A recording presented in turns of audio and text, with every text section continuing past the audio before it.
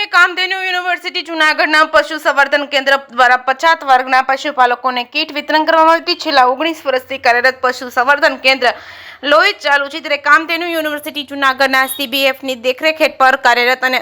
અનુદિત છે, જેના દ્વારા આજે લોહિત સ્વામિનારાયણ મંદિર ખાતે મંદિરના મુખ્ય કોઠારી સ્વામી મુક્ત સ્વરૂપ સ્વામી અને ભંડારી સ્વામી તેમજ નવમત પ્રકાશજી, અન્ય સંતો અને યુનિવર્સિટીના પશુ સંવર્ધન કેન્દ્રના ડોક્ટર ચૌધરી તેમજ નિલેશભાઈ જોશી તેમજ લોહિત કેન્દ્રના ઇન્ચાર્જ વિરમભાઈ નંદાણીયાની ઉપસ્થિતિમાં લોહિતની આજુબાજુના ગામોમાં પછાત વર્ગના પશુપાલકોને નફાકારક પશુપાલન કઈ રીતે કરવું તેમજ ઉનાળામાં પશુઓને ગરમીથી બચાવવા શું પગલાં લેવા એ અંગેની સમજ તેમજ ડોક્ટર ચૌધરી દ્વારા આપવામાં આવી હતી। મંદિરના સ્વામીએ આપણે ગીર ગાયોનું મહત્વ અંગે સમજણ આપી હતી તેમજ વિરમભાઈ નંદાણીયા દ્વારા પશુપાલનમાં સંવર્ધનનું મહત્વ સમજાવ્યું હતું। આજે એક ટુકડી શિબિર કરીને હાજર તમામ પશુપાલકો જે પછાત વર્ગના હતા તેઓને સારી ગુણવત્તાવાળું ખાણદાણ,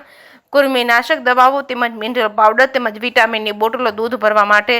સ્ટીલની બરણી વગેરેનું કીટના રૂપમાં વિનામૂલ્યે આપવામાં આવ્યું હતું। જે કેસમી ગુજરાતી સાથે રાજુ પંડ્યા, કેશોદ।